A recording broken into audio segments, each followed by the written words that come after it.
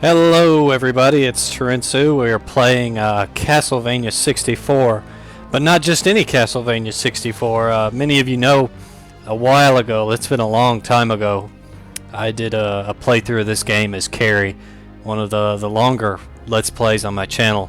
I'm still very proud that I finished that whole thing and got it up.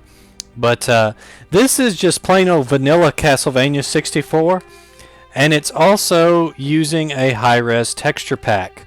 The name, unfortunately, of the guy who made it escapes me for this video. I've just spent the past hour trying to get this set up to record correctly. But nevertheless, I shall give credit to that individual and place his information in an overlay and down below when the video goes up on YouTube. But let's go ahead and jump right in. This is vanilla Castlevania 64. So it's a little bit different than if you've watched my Carrie playthrough. You're going to see some different things, and I'm actually going to make a new file by deleting one of the old ones here. So you're going to see some new stuff. And you can see he's added the texture guy. This isn't finished. There's still some work to be done, but most of the game is done from what I understand. We're just going to play it and see how far we can get with it. I'm not exactly in love with what he's done with this menu here. I can take it or leave it. But from what I've seen of the rest of the game, I did some test run stuff last night, and it looks really good. So, Transylvania, in the mid-19th century, the province of Wallachia. In this time of peace and plenty, no one foresees the return of ancient horrors. Like skeletons on motorcycles. The old legends live, and soon the land will again be plunged into darkness. Not so much darkness as draw distance hiding fog. Of wickedness, and the bonds that seal their evil ruler's spirit are weakening. Carrie Fernandez, a young girl gifted with great magical powers. There's a little skip there. I'm not sure why it skipped that text. Alone to the dark castle. Now she must wield her inherited power in the fight against evil.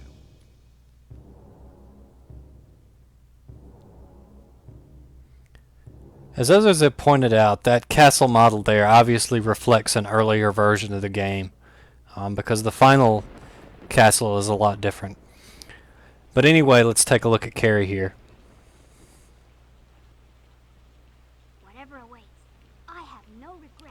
So obviously they've given, and I think this isn't finished, so you're going to see some tomfoolery, like the sky texture there is a little weird. But Carrie looks pretty good, I think. Her face looks a lot more lively. He's also giving her stockings and what appears to be some sort of like gauntlet glove things for her hands. I assume that's what that is. But her face has been retextured. It has a lot more color in it. As you can see, the torches have been redone. They look really good. I like those. Gold meter, the text is different, but it's the same thing. The status meter up there has been replaced with a blood meter, which basically shows the status of your blood. So, you know, if you get vampirized or if you get poisoned, that changes accordingly. Being that I am MLG Pro level at this game, I don't see that happening. I very well could be eating my own words. We'll see. I'm glad to see that skeleton's mouth still opens firmly at 90 degrees. I believe Evil Tim made that same comment. If you go watch Evil Tim's playthrough of this game, it's brilliant. He goes by Cruelest Chris on YouTube. Look it up. After you finish watching every single one of my videos, liking, commenting, and subscribing to all of them, of course. Now, the great thing about vanilla Castlevania 64 Carrie is that she just utterly destroys enemies. There's some tomfoolery you can do with her bolt and her melee attack by charging it and attacking as you run into an enemy. And basically they take full damage of not only the melee attack, but the bolt that you have in your hand. So that's pretty cool. Also, he's redone the crest here, but it stays fairly faithful to the original, so that's fine in my book. Fun fact, if you moon jump over this, Creaking Bone is not there. He spawns about a second or two after you knock the seal off the door. I know way too much about the way the physics and engine of this game works, way more than any person should. I'm going to hopefully try to bring some of that commentary into this run. My Legacy of Darkness run as Carrie was just completely silent. There was no commentary, so this time I'm going to provide some commentary. Even without the little glitch to attack twice, if you will, Carrie's bolt is just insanely powerful in this one. It's been greatly nerfed for Legacy of Darkness. Still, without a doubt, she's the best character other than Henry. As far as characters that get to play the full quest, I think she's absolutely the best. Henry is just unbelievably broken. If you can use Game Shark cheats, and I posted a few videos doing just that, if you can use Game Shark cheats to get Henry into other levels, he just absolutely destroys them, because the game is just not made for someone with a gun, much less someone as strong as his.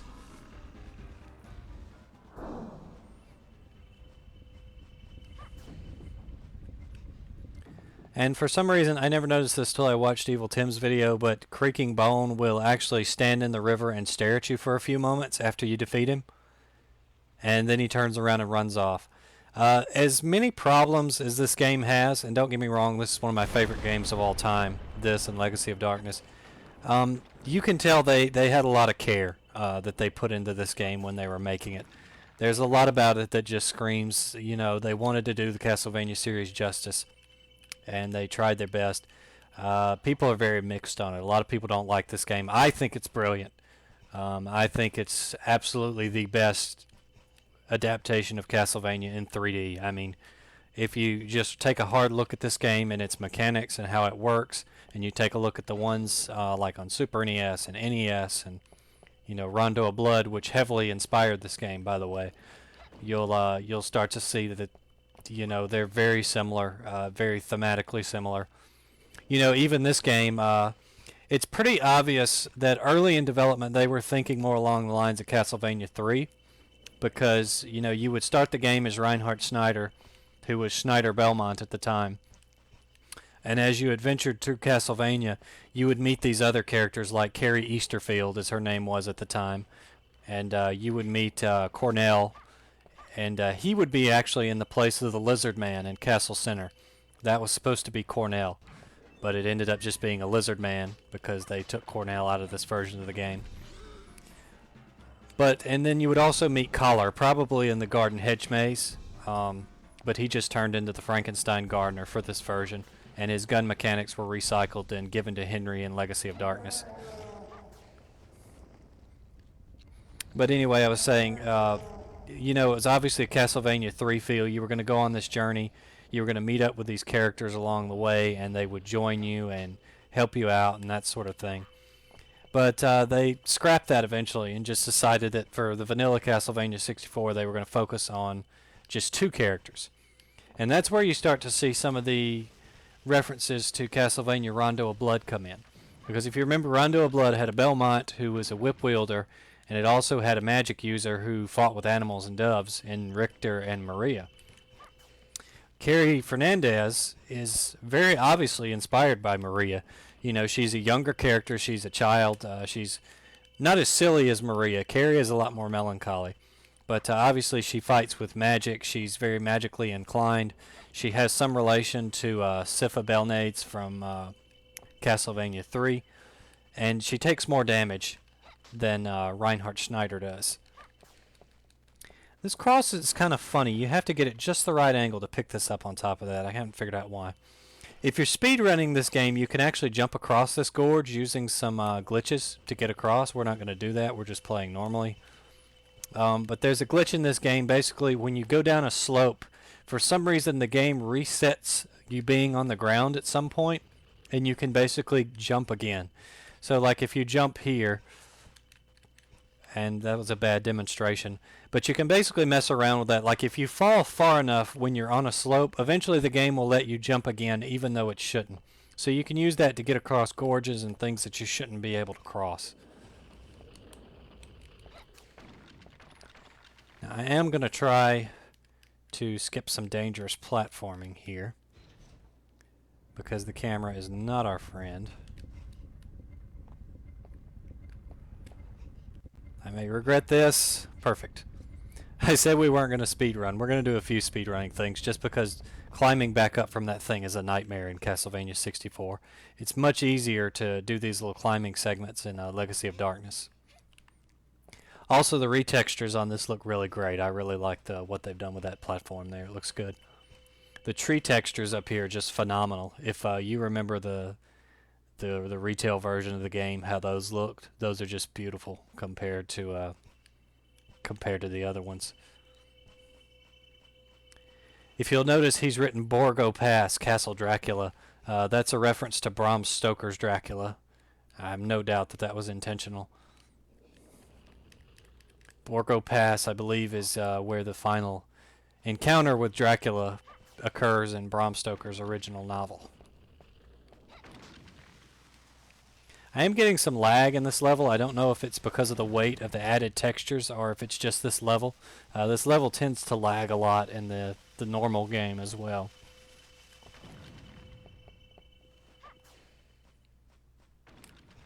There is ooh, that was scary. There's a special. We'll just go for it since it's easy to get. They really had a thing for the invisible platform in this game, and most of them are just, you know, as far as invisible platforms go, they're very simple. You just walk straight down a path, and if you don't veer from it, you won't fall off. It's a far cry from like Space Station Silicon Valley, where you have to do that stupid segment as the hyena crossing the lava gorge with the Rainmaker machine. If you've ever played that game, that's a nightmare to do. So I just killed it and you didn't get to see it, but that werewolf that chases you actually uses one of Cornell's old models. They turned it into an enemy. And funny enough, I think that enemy only appears in the Forest of Silence, and I believe Reinhardt fights it in Dual Tower. I think this is where I need to climb down at and hit a switch. Let me look down there to make sure. Yep, unfortunately so.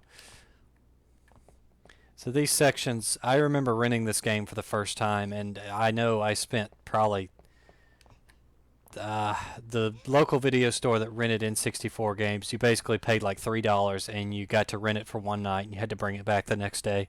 I spent the entire first night I had the game getting past this level just because of how hard the platforming is if you're not used to the controls in this game.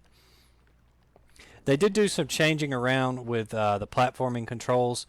So in Castlevania 64, look at that idiot down there. I like how the skeleton clutched his neck as if he was drowning, like he didn't have any air in his lungs. But I was saying they changed the platforming around. So in Castlevania 64, one of the hang-ups people have, when you do platforming, it's very generous with grabbing on. Like if you'll notice, I'm facing backwards, and if I jump, Carrie just like kind of snaps magnetically to that platform, no matter where I'm at. But there is some foolery with the direction that you have to press to make her climb up. So they kind of edited that to make it more based on the camera in Legacy of Darkness.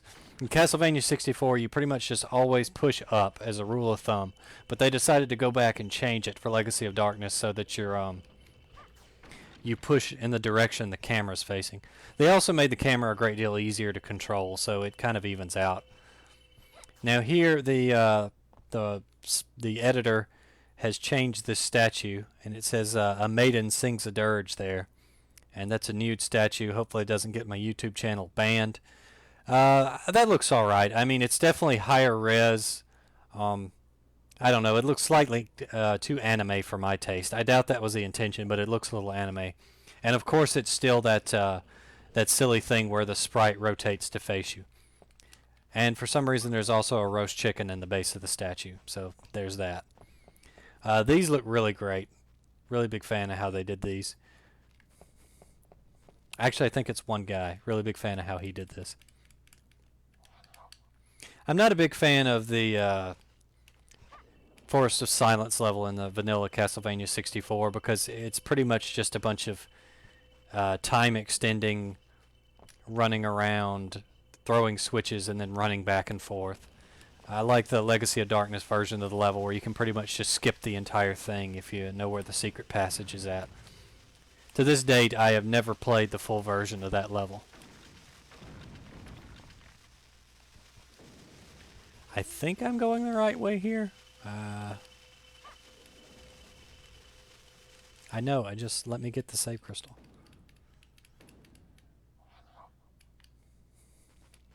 Also, my bolt went over there and attacked that skeleton, but because the game was in basically cutscene freeze mode or whatever, it did not hurt him. So that's great.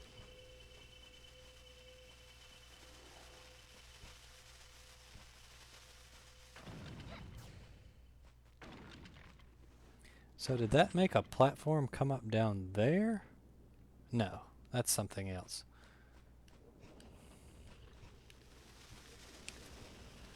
Yep, you're seeing my inexperience now with this version of the level. Like I said, I just don't play. I don't play vanilla just a whole lot. This forest level, though, I can talk a little bit about what I thought this game was supposed to be. The Forest of Silence and the other levels really...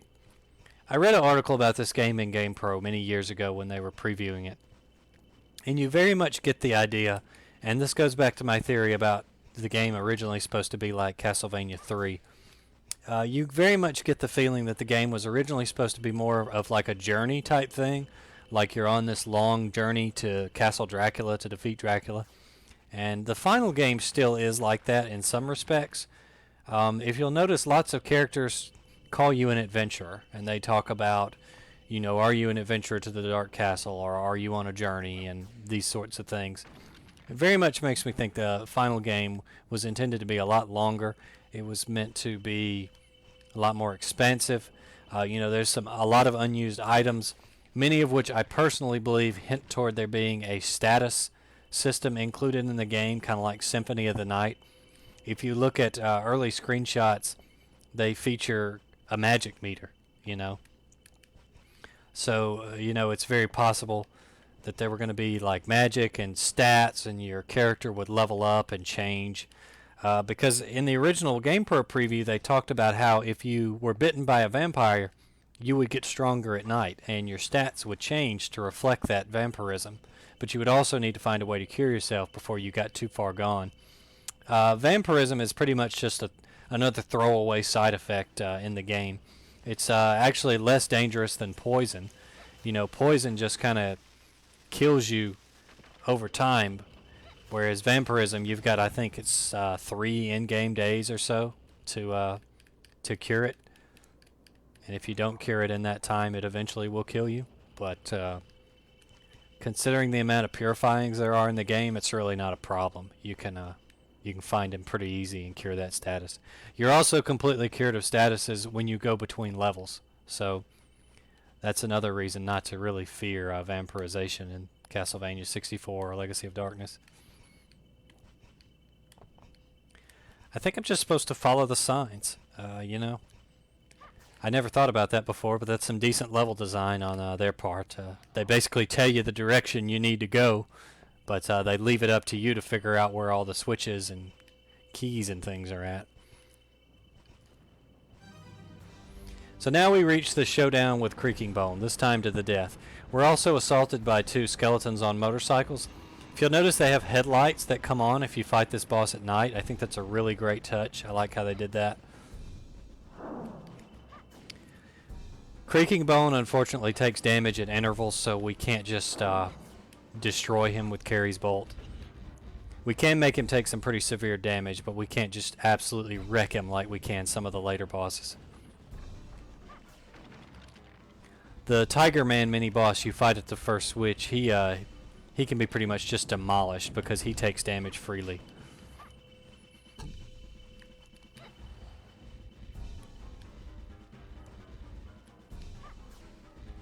I do like how in the fact this battle, as it progresses, Creaking Bone loses more and more pieces of himself until finally he just falls apart. Like I said, the amount of detail in this game to be so poorly made in some areas is just astounding. Like some of the stuff, like the atmosphere in this game is just perfect. Everything about it is perfect. But some of the design decisions just make you say, you know, why? Why did they think that was a good idea? In particular, my least favorite thing is that whole magical nitro segment. I mean, there's just no point in that.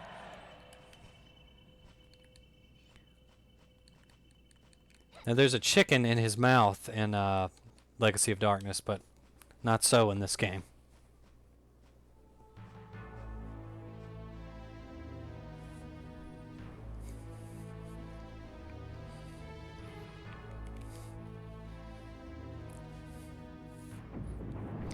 So this has definitely been redesigned. Castle Drawbridge looks a lot better.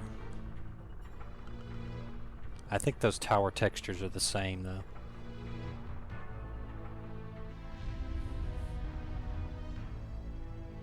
There's some more of those tree textures I just love.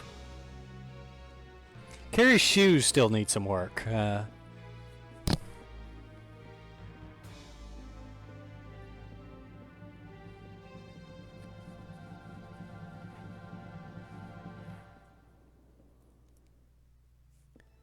musical cue here is Bloody Tears, by the way.